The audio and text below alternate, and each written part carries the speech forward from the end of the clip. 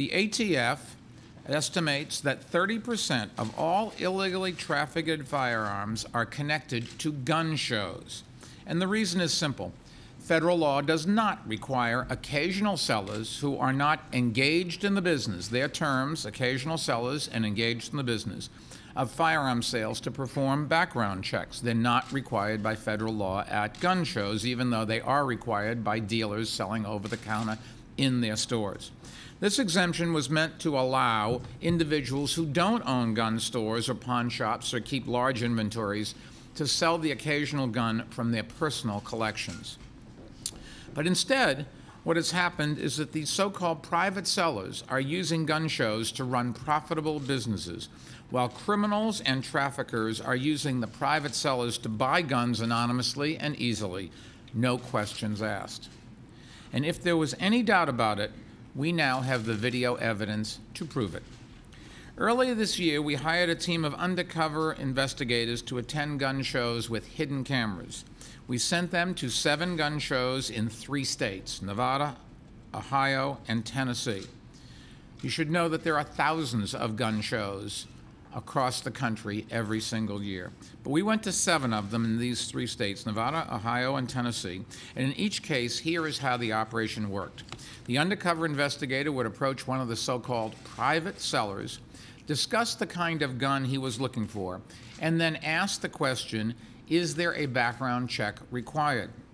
When the private seller would inform him that none was required, the undercover investigator said each time, good, because I probably couldn't pass one. This is a bright red light for any responsible gun dealer, and it should have immediately stopped the sale. Because if the buyer, potential buyer, says I couldn't pass one, the gun dealer, who isn't required to do a background check, is under federal law that says they can't sell to somebody that's unlikely to pass one. The fact is, even private sellers are prohibited by federal law to selling to anyone whom they suspect may not be able to pass that background check. It is clearly apparent that the seller broke the federal law by allowing the sale to proceed. And unfortunately, that seller was far from alone. Our investigators attempted 33 buys from 30 private sellers.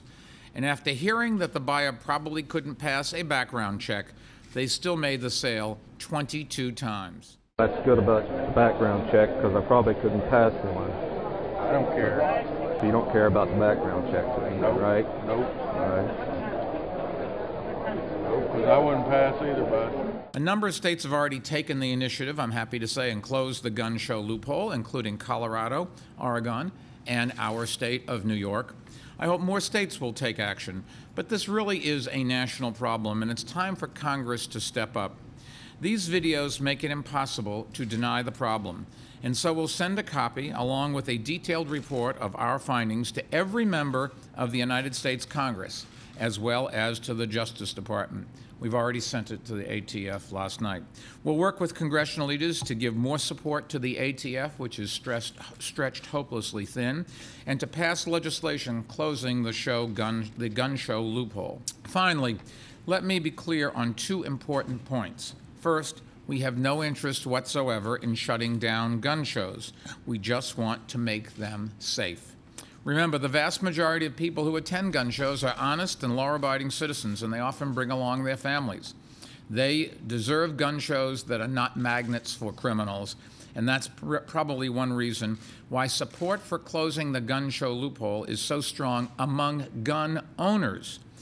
The second point is, closing the gun show loophole and cracking down on sellers who violate the law has nothing whatsoever to do with the Second Amendment.